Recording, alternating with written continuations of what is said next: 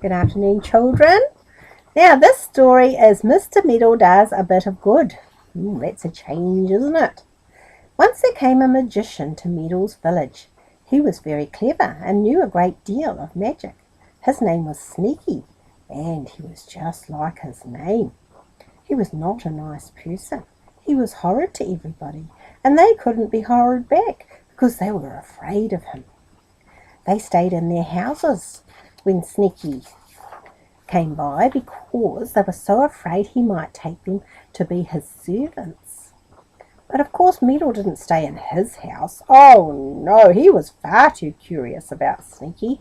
He longed to see what he was like. So when he saw that the magician was coming down the road, Meddle hopped out of his front door and squeezed himself inside a bush so that he might peep out at Sneaky.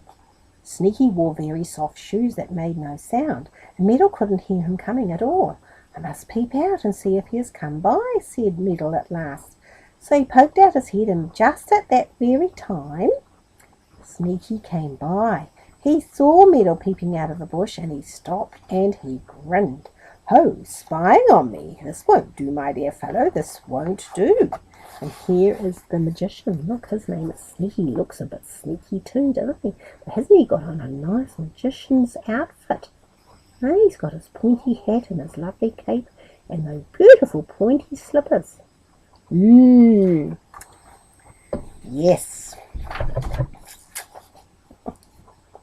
"I'm sorry," said Meddle, shivering in his shoes.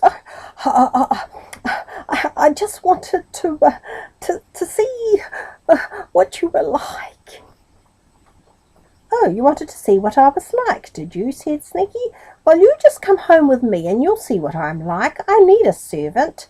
And to Meddle's dismay, Sneaky reached out a long arm, picked him out of the bush, tucked him under his arm like a parcel, and went off with him. "Well, it serves Meddle right," said everyone, peeping from their windows. "He's always prying and meddling. Oh, poor Meddle, he didn't like being the magician's servant at all. He wasn't very good at cooking. He wasn't very good at cleaning. He didn't remember anything he was told, and he was always poking his nose into the magician's books and spells. One day you'll leave your nose behind you if you poke it into any more of my magic," said Sneaky angrily when he found Meddle reading one of his magic books. "Go about your work. Clean my broomsticks today, and all the furniture too. It looks dreadful. Look at those smears. Look at those stains." "Yes, sir," said Meddle, but I haven't any more polish." "What a nuisance you are," said Sneaky, "always wanting some more of this and some more of that. I will give you some polish today, and you must make it last for a whole week." Sneaky went to a cupboard, took out 2 tins. One was blue and one was green. "Now listen carefully," he said sternly to Meddle. "This blue tin is for my broomsticks. It is a fly-away polish and has magic in it, so that when I want to use my broomsticks to fly away on, they will go smoothly and swiftly through the air. And this polish in the green tin is a good bright polish for the furniture. Now go away and work hard." "Yes, sir," said Meddle, and he took the tins of polish. He went to the kitchen. He sighed deeply. He hated polishing. He looked at the clock. 4 o'clock. Tea time. "I really must have a cup of tea first," said Meddle. Just then he heard the front door bang and he ran to the window. "Ha! There's old Sneaky going out. Good! Now I can have a cup of tea in peace." He made himself a pot of tea. He sat back on a chair, put his feet on a stool, and took up his cup. All this was nice, almost like being at home. But just then he heard the sound of a key being slid into a lock, and Sneaky was back again already. And look at him. Look at him. Look at the mess he's going to get up to. Eh? My goodness, that Mr. Meddle, he does get into some problems. Meddle leapt up in a great hurry, spilt the tea all down himself, and rushed to get his polishing cloths. If Sneaky found him lazing instead of polishing, how angry he would be. Meddle opened the 2 tins of polish. He stole quietly into the dining room where Sneaky kept his magic broomsticks. Then he looked at the tins of polish. "Oh, goodness," said Meddle, scratching his head. "Now which was which?" Was the blue tin the flyaway polish or the green? He simply could not remember. He didn't dare to go and ask. He stood there and stared at both tins.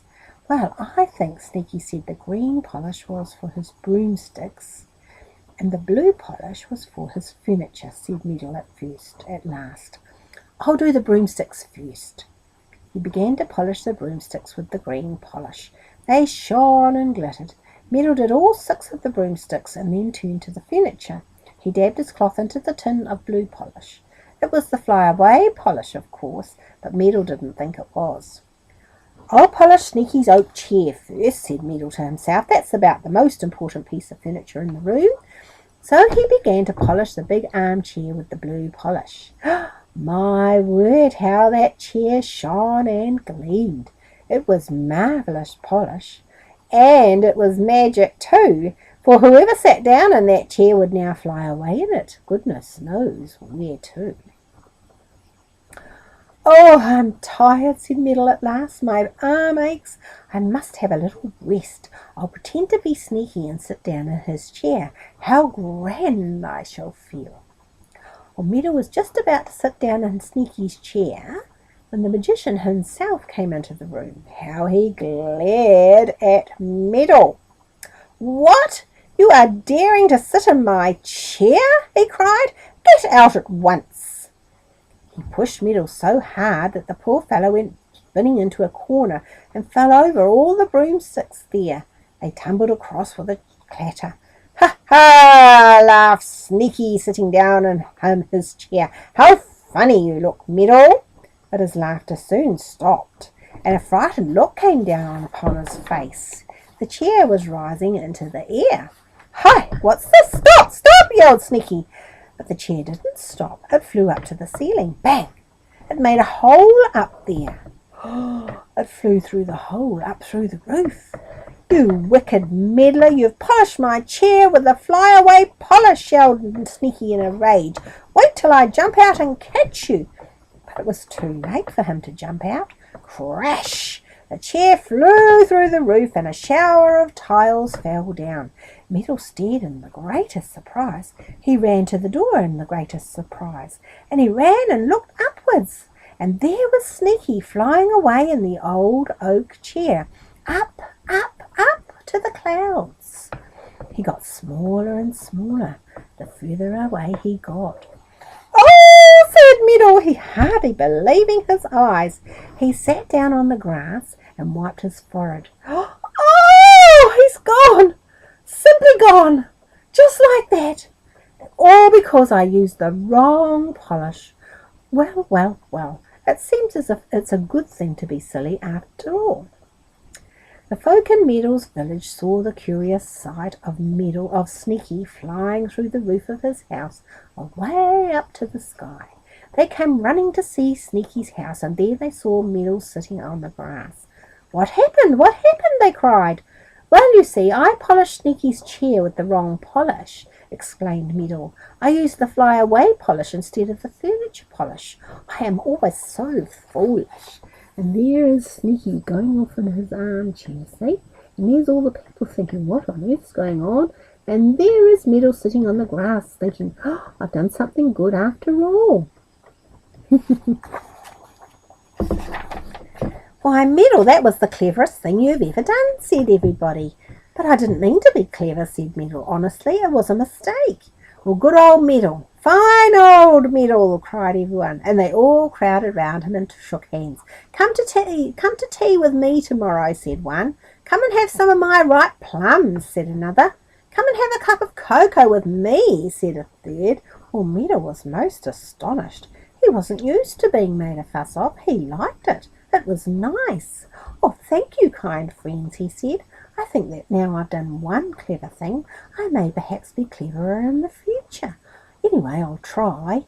So he's trying, and not getting on so badly either. I'll be sure and tell you if he starts meddling and getting into trouble again. What a great story! He did something good for a change. That's marvellous. Talk to you again next time.